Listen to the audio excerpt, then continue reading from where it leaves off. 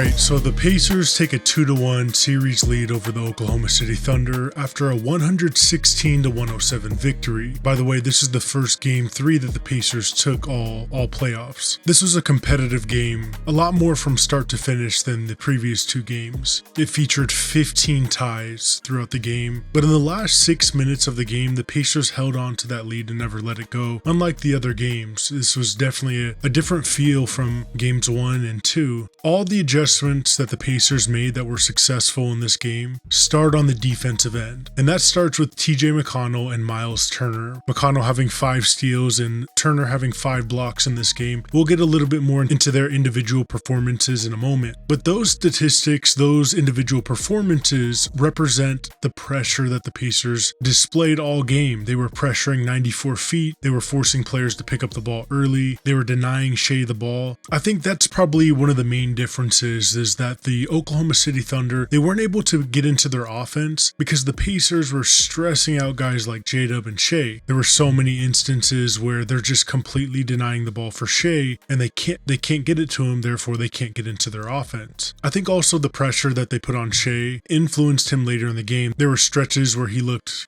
tired, hands on knees, and just was struggling. There was a lot of blitzes, a lot of double teams, especially when he was getting into that lane. And it was interesting because they really executed. The third guy off the ball was anticipating the passes that Shea was looking for, causing several turnovers. The other key aspect I thought is their screen navigation was a lot better in this game. I think Nesmith deserves a lot of credit for that. He was putting on a display similar to Caruso and Lou Dort, who seemed like unscreenable guys. And of course, that plays into some of the struggles OKC had in getting Shea the ball. Those elements of pressurized defense, screen navigation, they ended up leading to 16 Thunder turnovers. And by the way, that includes the pass-in plays where the Thunder were struggling to inbound the ball at times. Indiana recorded 12 steals, converting that into 21 points off turnovers, which is just a hugely important factor in this game. But let's get into some of the individual performances, some of the standout performances of Game 3. Now to start, let's talk about the MVP of this game, or co-MVP I should say, that being TJ McConnell. TJ McConnell became the first player in finals history to record 10 points, 5 assists, and 5 steals off the bench. That's of course a very specific stat, but it speaks to the impact he had on this game. Those 5 steals were game-changing, especially the 3 on the inbound passes. Those 10 points and 5 assists in just 15 minutes. They also speak to the impact he was having on their offense. McConnell was attacking the lane, penetrating the paint, and some of those assists were really good plays. In fact, there was a few times it looked like McConnell had Shea lost on the one-on-one. But all in all, McConnell fueled momentum with disruptive plays, including that steal to layup sequence to tie the game. But I can't say enough about his defensive effort and impact, especially those inbound plays where it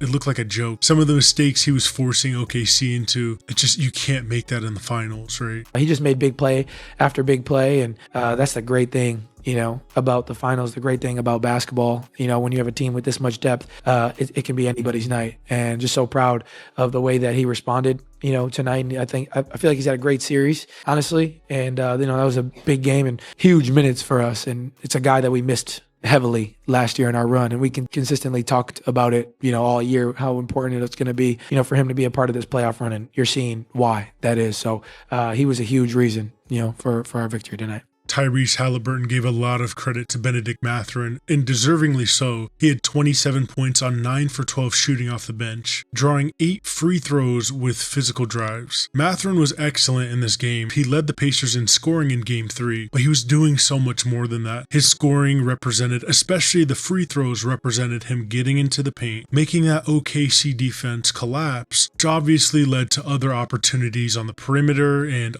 other opportunities for other guys, including Halliburton.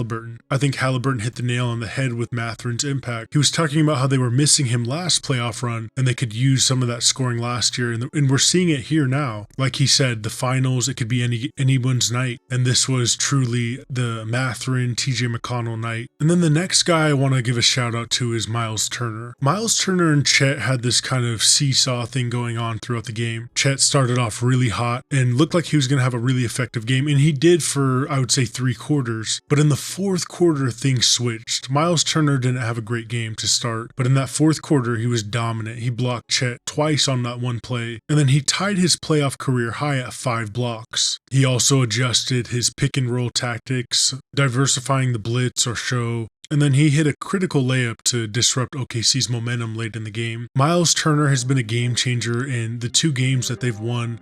I think it's such an interesting matchup between him and Chet, where I think both have strengths over the other on the offensive end, but tonight it was Miles Turner on the defensive end, especially in that fourth, who was able to shut down some of that momentum. And then of course you have Tyrese Halliburton, who finished the game with 22 points, 11 assists, and 9 rebounds. By the way, Indiana has a 20-1 record in the playoffs and regular season when Tyrese Halliburton records 20-10. In Game 3, Halliburton looked a lot more comfortable. He was getting into the lane a lot more. His shot was falling. I think his shot falling is what opened up a lot for him because it changes how OKC had to defend him. And then the other thing that he adjusted was his off-ball movement. He was really aggressive there. But I can't say enough about Tyrese Halliburton. He had some clutch plays at the end there. But more than anything probably is his ability to take care of the ball. Look, you're gonna have turnovers, especially against a defense like OKC. But when Halliburton's taking care of the ball, when he's getting assists, and when he's scoring, and I don't mean overwhelming scoring, but effective scoring, the Pacers, that's when they're unbeatable. And then one more time I want to mention Aaron Nesmith, who was excellent with his on-ball defense in Game 3, displaying elite screen navigation, forcing turnovers, and limiting OKC's drives, especially on Shea. Now let's shift and talk about OKC's players real quick and some of the adjustments maybe they can make or some of the things they struggled with. So Shea finished with 24 points on 46% true shooting, which is well below his average, and he also had 6 turnovers. I think that's the main thing here. The pressure that the Pacers put on Shea, really wearing him down, him showing some fatigue at the end.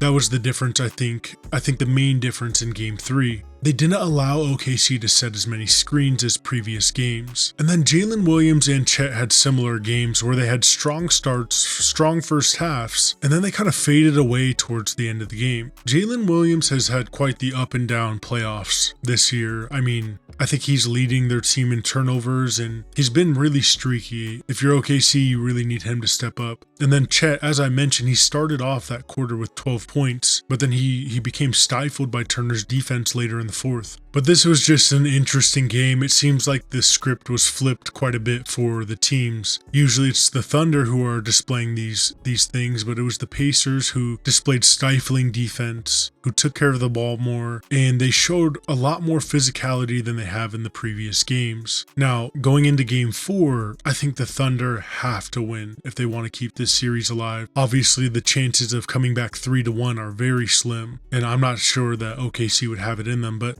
at the same time, even going down 2-1 in the predicament that they're in, where you have another game in Indiana, the odds are no longer in their favor. I think it's totally shifted to the Pacers. I still think people aren't giving this Pacers enough credit. I think I underestimated them greatly, and I think the popular media has definitely underestimated them. I'd be interested to know who you guys have winning this series. Is a 2-1 lead enough for you to favor the Pacers now if you had the Thunder? And if you had the Pacers from the get-go, respect to you. I mean, as mentioned by some of them in the post-game press conference, they've obviously been here before. I think they were down 2-1 to Denver, and they were able to pull off that series. But again, let me know who you have in the comments. Who are the players that you want to see step up?